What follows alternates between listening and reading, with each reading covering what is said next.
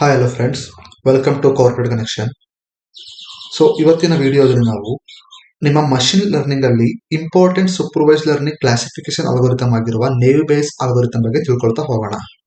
Okay, so ಇದನ್ನ ಏನಕ್ಕೆ ನಾವು ನೇವ್ ಬೇಸ್ ಅಲ್ಗೋರಿಥಮ್ ಅಂತ ಹೇಳ್ತೀವಿ ಅಂತ ಹೇಳಿದ್ರೆ, so it's uses are naive ಅಂದ್ರೆ ಲೈಕ್ ಇದು ಎಲ್ಲ ನಿಮ್ಮ ಇನ್ಪುಟ್ ವ್ಯಾಲ್ಯೂಸ್ ನ ಇಂಡಿಪೆಂಡೆಂಟ್ ಆಗಿ ಟ್ರೀಟ್ ಮಾಡುತ್ತೆ.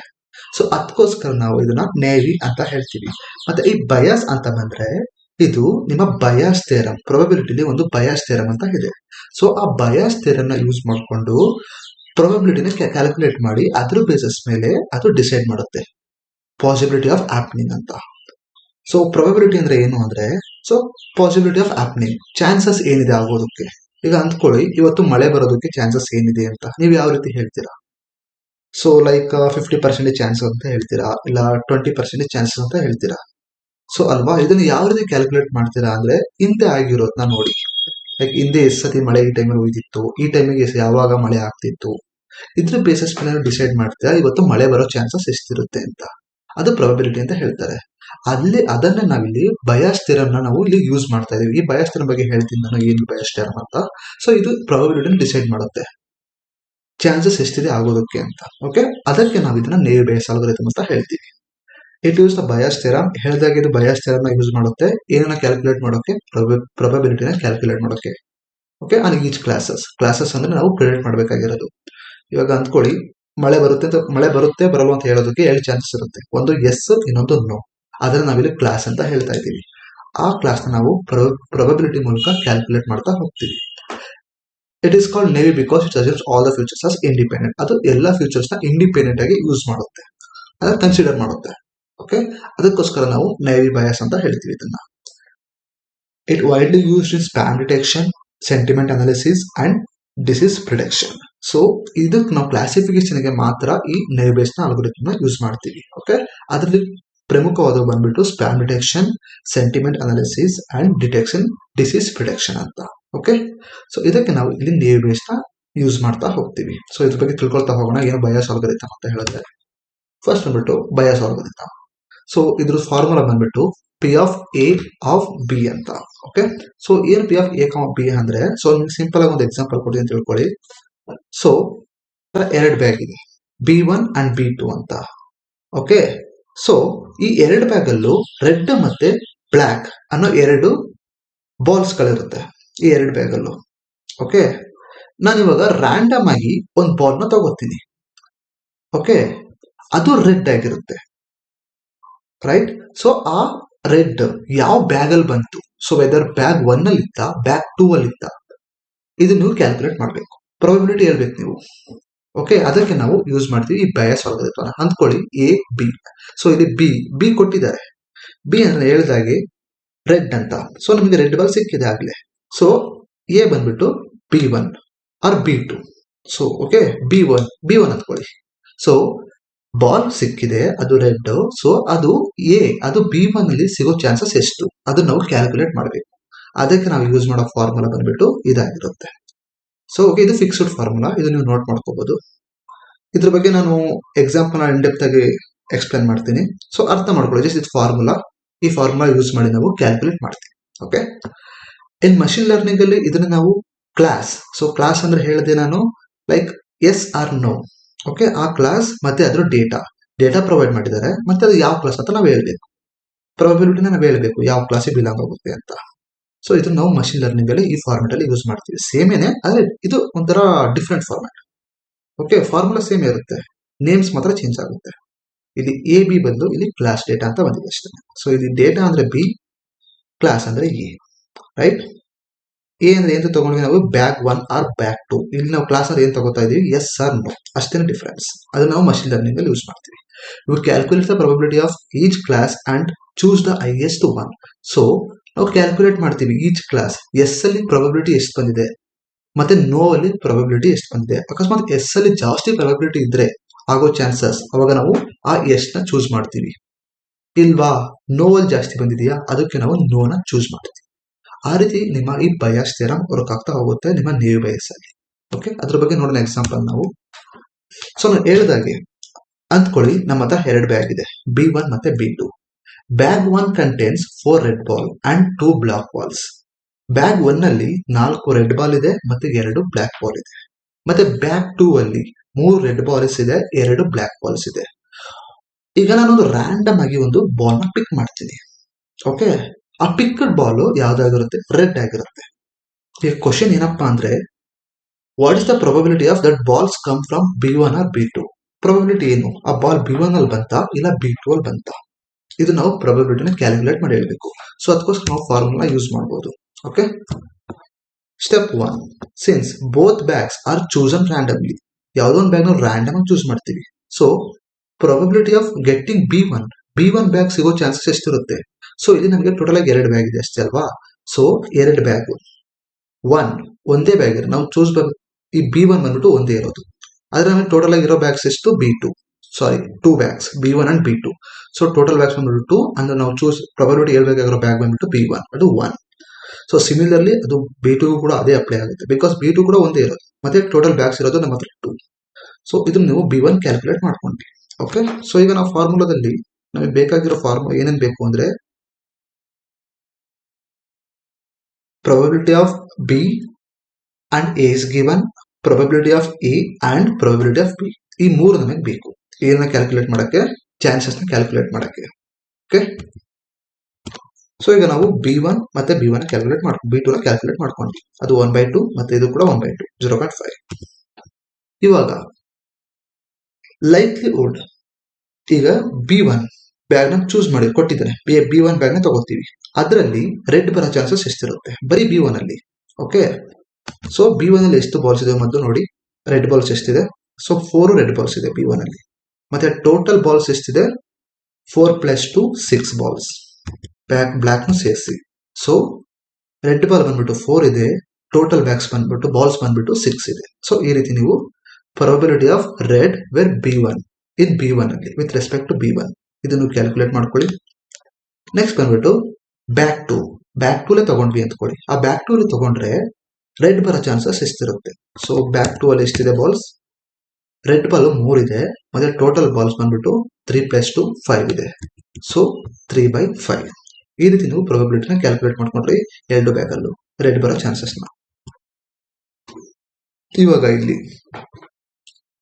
ಸೊ ಇಲ್ಲಿ ನೋಡ್ಬೋದು, ನಾವು ಫಾರ್ಮುಲಾನ ಅಪ್ಲೈ ಮಾಡಿದೀವಿ, ಬಯಾಸ್ ಥಿಯರಮ್ ನ. ಸೊ ಏನು, ರೆಡ್ ಸಿಕ್ಕಿದೆ, ಮೊದಲು ಇದ್ರದ್ದು ಕ್ಯಾಲ್ಕುಲೇಟ್ ಮಾಡೋಣ ನಾವು ಫಸ್ಟ್. ಓಕೆನಾ, ರೆಡ್ ಸಿಕ್ಕಿದೆ, ಮತ್ತೆ B1 ನಾವು ಕ್ಯಾಲ್ಕುಲೇಟ್ ಮಾಡಬೇಕು. ಇದರ B1 ಅಲ್ಲಿ ಪ್ರೊಬಬಿಲಿಟಿ ಎಷ್ಟು? ಸೊ ಅದಕ್ಕೆ ನಾವು ಕ್ಯಾಲ್ಕುಲೇಟ್ ಮಾಡ್ಕೊಂಡಿರೋ ಐಟಮ್ಸ್ ನ ಅಪ್ಲೈ ಮಾಡ್ತಾ ಹೋಗೋಣ. ಸೊ ಇಲ್ಲಿ ನಾವು ಇದನ್ನ ಕ್ಯಾಲ್ಕುಲೇಟ್ ಮಾಡ್ಕೊಂಡು, right. So B1 probability of red, that is B1 is given. So ಇದು ನೀವು 4/6 ಅಂತ ತಗೋಬಹುದು. ಮತ್ತೆ ಇಂಟು probability of B1 ಬರೋ chances 1/2 and divide by P of red. So ಇದು ನೀವು ನೋಡಿ, ಇಲ್ಲಿ ಎಲ್ಲರಲ್ಲೂ ಕಾಮನ್ ಇದೆ. ಇಲ್ಲೂ ಕೂಡ P of red ಇದೆ, ಇಲ್ಲೂ ಕೂಡ P of red ಇದೆ. ಯಾವಾಗ ನೀವು ಕಂಪ್ಯಾರಿಸನ್ ಮಾಡ್ತೀರಾ ಅವಾಗ ಇವೆರಡು ಎಫೆಕ್ಟಿವ್ ಆಗಿರೋದಿಲ್ಲ.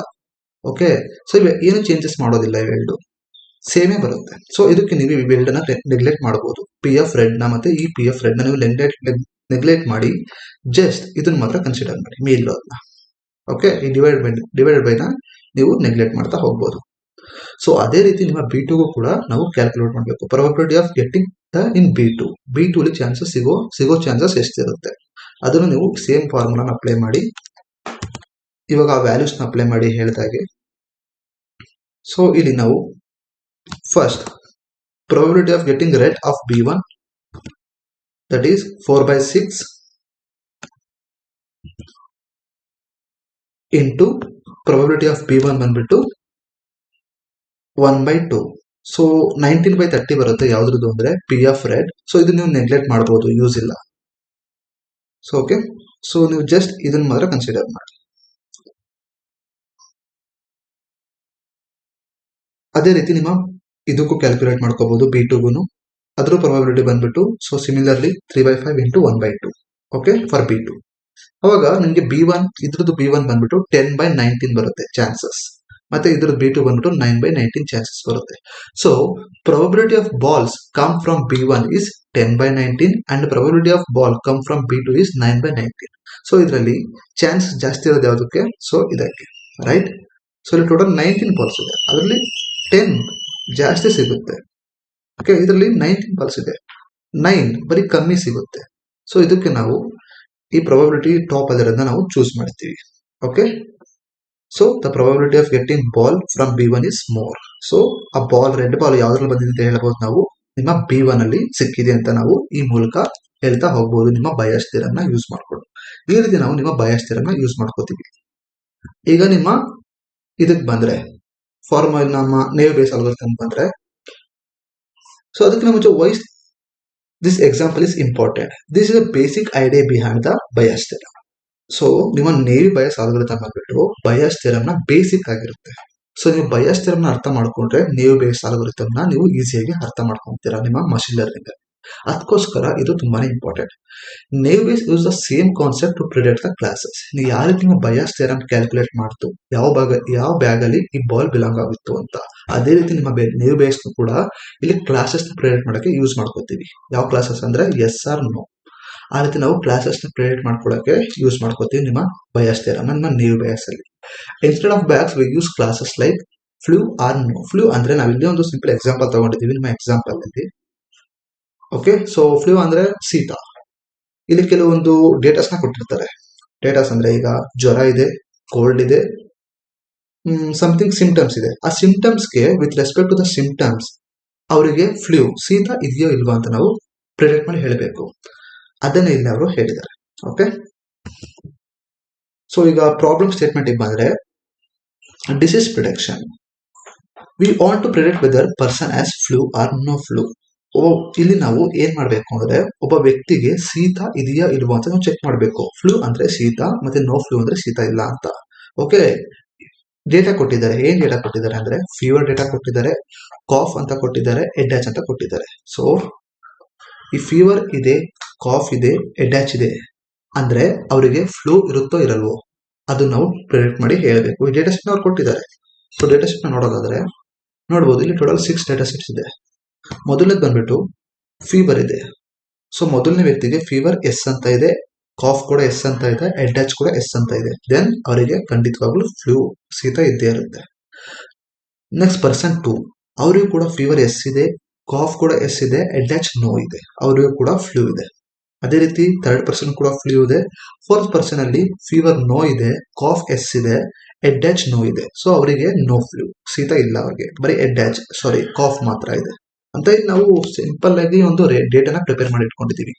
ಈ ಡೇಟಾನ ಯೂಸ್ ಮಾಡಿಕೊಂಡು ನಾವು ಪ್ರಿಡಿಕ್ಟ್ ಮಾಡ್ತಾ ಹೋಗ್ಬೇಕು ನಿಮ್ಮ ನೇವ್ ಬೇಸ್ ಅಲ್ಗೊರಿಥಮ್ ನ.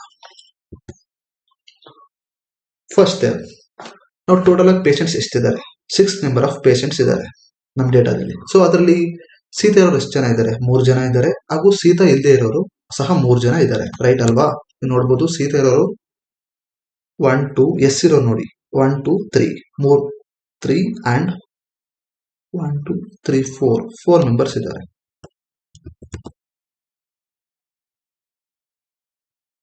ಸೊ ಇಲ್ಲಿ 3 ಅಂತ ಬಂದ್ಬಿಟ್ಟಿದೆ. Just a minute.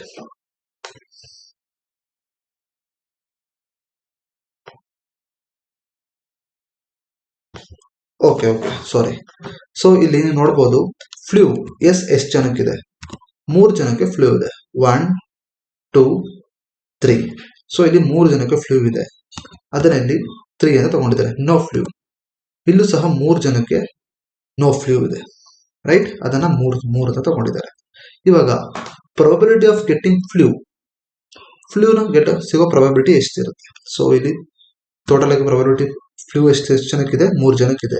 ಮತ್ತೆ ಟೋಟಲ್ ಎಷ್ಟು ಜನ ಪರ್ಸನ್ಸ್ ಇದ್ದಾರೆ, 6 ಮೆಂಬರ್ಸ್ ಇದ್ದಾರೆ. So 3/6 probability of getting flu, and that is 0.5.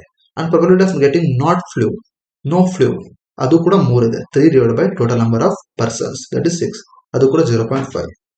ಇವಾಗ ನಾವು ಫಾರ್ಮುಲಾ ಯೂಸ್ ಮಾಡ್ತಾ ಇದೀವಿ. ಯಾವ ಫಾರ್ಮುಲಾ ಅಂದ್ರೆ ನಿಮ್ಮ ಬಯಾಸ್ ಥಿಯರಮ್ ಫಾರ್ಮುಲಾ. ಸೊ ಇಲ್ಲಿ ಫ್ಲೂ ಮೊದಲು ಇಲ್ಲಿ ಡೇಟಾ ಕೊಟ್ಟಿದ್ದಾರೆ, ಒಂದು ನ್ಯೂ ಪರ್ಸನ್ ಡೇಟಾ ಕೊಟ್ಟಿದ್ದಾರೆ. ಓಕೆ, ಆ ಡೇಟಾಕ್ಕೆ ನಾವು ಫ್ಲೂ ಇದೆಯೋ ಇಲ್ವಾ ಅಂತ ಕ್ಯಾಲ್ಕುಲೇಟ್ ಮಾಡಬೇಕು. ರೈಟ್, ಅದ್ರ ಪ್ರೊಬಬಿಲಿಟಿ ಎಷ್ಟು ನಾವು ಕ್ಯಾಲ್ಕುಲೇಟ್ ಮಾಡಬೇಕು. ಸೊ ಇಲ್ಲಿ ನೋಡಬಹುದು, ಪ್ರೊಬಬಿಲಿಟಿ ಆಫ್ ಫ್ಲೂ ಫಸ್ಟ್ ತಗೊಳ್ಳಿ into probability of getting fever. Fever yes ಇರೋದು ಎಷ್ಟು ಜನ with respect to flu. Flu ಕೊಟ್ಟಿದ್ದಾರೆ, with respect to flu fever ಎಷ್ಟು ಜನಕ್ಕಿದೆ ಇದು ನೀವು ಕ್ಯಾಲ್ಕುಲೇಟ್ ಮಾಡ್ಕೊಬೇಕಾಗುತ್ತೆ. P of cough yes, so cough ಕೂಡ ಎಸ್ ಇದೆ with respect to flu. Okay, ಇದು ಕೂಡ ಕ್ಯಾಲ್ಕುಲೇಟ್ ಮಾಡ್ಕೊಬೇಕು. So into P of headache is equal to no, right. So headache no ಯಾರಿಗೆ ಎಷ್ಟು ಜನಕ್ಕಿದೆ ಕ್ಯಾಲ್ಕುಲೇಟ್ ಮಾಡ್ಕೋಬೇಕು. ಅದನ್ನ ಡೇಟಾ ಸೆಟ್ ತೋರಿಸ್ತೀನಿ ನಾನು. ಸೊ ಈಗ ಅಂದ್ಕೊಳ್ಳಿ, ನಮಗೆ ಒಂದು ನ್ಯೂ ಪೇಷಂಟ್ಸ್ ಬಂದಿದ್ದಾರೆ. ಸೊ ಆ ಪೇಷಂಟ್ಸ್ಗೆ ಫೀವರ್ ಬಂದ್ಬಿಟ್ಟು ಎಸ್ ಇದೆ, ಕಾಫ್ ಬಂದ್ಬಿಟ್ಟು ಸಹ ಎಸ್ ಇದೆ, ಮತ್ತೆ ಎಡ್ ಡ್ಯಾಚ್ ಕೂಡ ಬಂದ್ಬಿಟ್ಟು ನೋ ಇದೆ. ಓಕೆನಾ. ಸೊ ಈ ಡೇಟಾನ ಯೂಸ್ ಮಾಡಿಕೊಂಡು ನಾವು ಪ್ರೆಡಿಕ್ಟ್ ಮಾಡಬೇಕು ವೆದರ್ ಇವರಿಗೆ ಫ್ಲೂ ಇದೆಯೋ ಇಲ್ವೋ ಅಂತ. ಅದಕ್ಕೆ ನಾವು ಯೂಸ್ ಮಾಡೋ ಫಾರ್ಮುಲಾ ಬಂದ್ಬಿಟ್ಟು ನಿಮ್ಮ ಬಯಾಸ್ ಥಿಯರಮ್ ನಾವು ಅಪ್ಲೈ ಮಾಡಬೇಕು. ಓಕೆ, ಸೊ ಇಲ್ಲಿ ಅವರಿಗೆ ಫ್ಲೂ ಇರೋ ಚಾನ್ಸಸ್ ನಾವು ಪ್ರೆಡಿಕ್ಟ್ ಮಾಡಬೇಕು. ಡೇಟಾ ಕೊಟ್ಟಿದ್ದಾರೆ, ಸೊ ನಮ್ಮ ಹತ್ರ ಡೇಟಾ ಇದೆ ಅವ್ರದ್ದು. ಓಕೆ, ಆ ಡೇಟಾಗೆ with respect to the data ನಾವು ಪ್ರೆಡಿಕ್ಟ್ ಮಾಡಬೇಕು ಅವರಿಗೆ ಫ್ಲೂ ಇದೋ ಇಲ್ವೋ ಅಂತ. ಅದಕ್ಕೆ ನಾವು probability of getting flu into probability of fever is equal to yes. Fever yes ಇದೆ ಅಲ್ವಾ, ಸೊ ಇಲ್ಲಿ ನೋಡಬಹುದು, ಹೌದು ಫೀವರ್ ಎಸ್ ಇದೆ.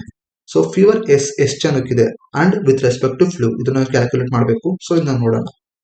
Next P of cough is equal to yes, cough ಕೂಡ ಎಸ್ ಇದೆ. ಸೊ ಅದಕ್ಕೋಸ್ಕರ ನಾವು with cough is equal to s with respect to total number of flus, and p of head dash is equal to no. So ಅವರಿಗೆ head dash ಇಲ್ಲ, so ಅದಕ್ಕೋಸ್ಕರ head dash ಎಷ್ಟು ಜನಕ್ಕಿದೆ with respect to head dash no ಎಷ್ಟು ಜನಕ್ಕಿದೆ with respect to flu, ಇದನ್ನ ನಾವು calculate ಮಾಡ್ಕೊಬೇಕಾಗುತ್ತೆ. So ಇದು ನಿಮ್ಮ ಫ್ಲೂ ನಾವು ಪ್ರೆಡಿಕ್ಟ್ ಮಾಡೋಕೆ ಯೂಸ್ ಮಾಡೋ ಫಾರ್ಮುಲಾ. ಅದೇ ನಾನ್ ಫ್ಲೂನ ನೋ ಫ್ಲೂ ಅದಕ್ಕೂ ಕೂಡ ನಾವು ಇದೇ ಫಾರ್ಮುಲಾ ಅಪ್ಲೈ ಮಾಡ್ತೀವಿ. ಬಟ್ ಫ್ಲೂ ಜಾಗದಲ್ಲಿ ನೋ ಫ್ಲೂ ಎಷ್ಟು ಜನಕ್ಕಿದೆ ಅದನ್ನ ನಾವು ಇಲ್ಲಿ ಕ್ಯಾಲ್ಕುಲೇಟ್ ಮಾಡ್ತಾ ಹೋಗ್ತೀವಿ. ಸೊ ನಿಮಗೆ ಗೊತ್ತಾಗುತ್ತೆ ನಾವು ಯಾವಾಗ ಈ ಫಾರ್ಮುಲಾ ರಿಯಲ್ ಅಪ್ಲೈ ಮಾಡ್ತೀವಿ ಅವಾಗ. ಓಕೆ, ಸೊ ಇವಾಗ ಅಪ್ಲೈ ಮಾಡ್ತಾ ಹೋಗೋಣ. ಸೊ ಇವಾಗ ನಮ್ಮ ಡೇಟಾ ಸೆಟ್ ಅಲ್ಲಿ ಫೀವರ್, ಆ ನ್ಯೂ ಪರ್ಸನ್ಗೆ ಫೀವರ್ ಇದೆ yes with respect to flu. Flu ಅಲ್ಲಿ ಫೀವರ್ ಎಸ್ ಅನ್ನೋದು ಎಷ್ಟು ಜನ ಇದೆ ಮೊದಲು ಕ್ಯಾಲ್ಕುಲೇಟ್ ಮಾಡ್ಕೊಳ್ಳಿ. ಈಗ ನಮ್ಮ ಡೇಟಾ ಸೆಟ್ ನೋಡೋಣ. ಇಲ್ಲಿ ಫ್ಲೂ ಇದೆ with respect to yes. So flu 1 2 3 flu ಇದೆ, ಮತ್ತೆ ಫೀವರ್ ಎಸ್ ಇರೋದು 1. ಫ್ಲೂ ಇದೆ, ಫೀವರ್ ಎಸ್ ಇದೆಯಾ 2. ಫ್ಲೂ ಇದೆ, ಫೀವರ್ ಎಸ್ ಇದೆಯಾ ಎಸ್ 3. ಸೊ ಟೋಟಲ್ 3 ಜನ ಇದ್ದಾರೆ with respect to 3 total number of ಫ್ಲೂಸ್, that is 3. That is 3 divide by 3 is equal to 1. ಇವಾಗ ಕಾಫ್ ಎಷ್ಟಿರಬೇಕು with respect to flu. So ಇಲ್ಲಿ ಕಾಫ್ ಫ್ಲೂ ಇದೆ, ಇಲ್ಲಿ ಫ್ಲೂ ಇದೆ ಮತ್ತೆ ಕಾಫ್ ಕೂಡ ಇದೆ ಎಸ್ 1. ಮತ್ತೆ ಫ್ಲೂ ಇದೆ, ಕಾಫ್ ಕೂಡ ಎಸ್ ಇದೆ 2. ನೆಕ್ಸ್ಟ್ ಇಲ್ಲಿ ಫ್ಲೂ ಇದೆ, ಕಾಫ್ ನೋ ಇದೆ. ಸೊ ಇನ್ನು ತಗೊಳ್ಳೋಗಿಲ್ಲ. ಸೊ ಇನ್ನು ತಗೊಬೇಕಾಗಿರೋದು ಬರೀ ವೇರಿಯಂಟ್ ಮಾತ್ರ 2 ಡಿವೈಡ್ ಬೈ 3 ಅಂತ. ಫ್ಲೂ 3 ಜನಕ್ಕಿದೆ, ಆದ್ರೆ ಒಬ್ಬರಿಗೆ ಕಾಫ್ ನೋ ಆಗಿದೆ. So 2 divide by 3. ಇಲ್ಲಿ ನೀವು 2 ಡಿವೈಡ್ ಬೈ 3 ನ ತಗೊಬೇಕಾಗುತ್ತೆ. Next headache is equal to no with respect to flu.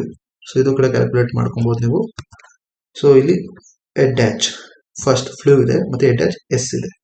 Okay, next flu ಇದೆ ಮತ್ತೆ ಹೆಡ್ ಡ್ಯಾಚ್ ನೋ ಇದೆ, ಇದನ್ನು ತಗೊಂಡ್ಬಿಡಿ. ನೆಕ್ಸ್ಟ್ ಫ್ಲೂ ಇದೆ, ಹೆಡ್ ಡ್ಯಾಚ್ ಎಸ್ ಇದೆ. So total number of 2 divide by 3. So ಇದು 1 ಡಿವೈಡ್ ಬೈ 3 ಅಂತ ಹಾಕಿದರೆ, ಸೊ ಅದು ಕರೆಕ್ಷನ್ ಮಾಡ್ಕೊಂಡ್ಬಿಟ್ಟಿದ್ದು 2 ಡಿವೈಡ್ ಬೈ 3 ಅಂತ. ಓಕೆ, ನೆಕ್ಸ್ಟ್ ಬಂದ್ಬಿಟ್ಟು ಫ್ಲೂ ಫಾರ್ಮುಲಾ ಅಪ್ಲೈ ಮಾಡ್ಬೋದು ನೀವು. ಸೊ ಇಲ್ಲಿದೆಯಲ್ಲ ಫಾರ್ಮುಲಾ, ಈ ಫಾರ್ಮುಲಾ ಅಪ್ಲೈ ಮಾಡ್ಬೋದು ನೀವು. ಸೊ ಈ ಫಾರ್ಮುಲಾ ಅಪ್ಲೈ ಮಾಡೋದು ನಿಮಗೆ probability of getting the flu that is 0.5. So ಇಲ್ಲಿ ಫ್ಲೂ ಸಿಗೋ chances 0.5 into probability of fever is equal to yes with respect to flu that is 1 into probability of getting cough is equal to s with respect to flu is equal to 2 into 2 by 3, and probability of getting head dash is equal to no with respect to flu that is 2 by 3. So ಇಲ್ಲಿ 2 by 3 ಅಂತ ಹಾಕೊಂಡು ನೀವು calculate ಮಾಡ್ಕೊಳ್ಳಿ, something value ಬರುತ್ತೆ. So ಇದು ಸ್ವಲ್ಪ wrong ಇದೆ ಇದು, ಸೊ ಇದನ್ನು ಸ್ವಲ್ಪ ಕರೆಕ್ಷನ್ ಮಾಡ್ಕೊಳ್ಳಿ. ಸೊ ಪ್ರಾಬಬಿಲಿಟಿ ಚೆಕ್ ಮಾಡ್ಕೊಳ್ಳಿ ನೀವೇನೆ. ಸೊ ಎಷ್ಟು ಪ್ರಾಬಬಿಲಿಟಿ ಬರುತ್ತೆ ಅದ್ರ ಬೇಸಿಸ್ ಮೇಲೆ ನೀವು ಡಿಸೈಡ್ ಮಾಡಿ ಹೈಯೆಸ್ಟ್ ಪ್ರಾಬಬಿಲಿಟಿ ಯಾವ್ದಿರುತ್ತೋ ಅದಕ್ಕೆ ನೀವು ಎಸ್ ಮತ್ತೆ ನೋ ಹಾಕೊಬಹುದು.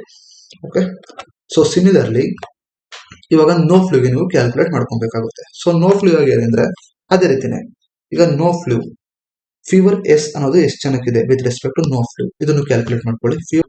ಇಲ್ಲಿ ನೋಡ್ತಾ ಇರ್ಬೋದು ನೀವು ಫೀವರ್ ಎಸ್ ಮತ್ತೆ ನೋ ಫ್ಲೂ.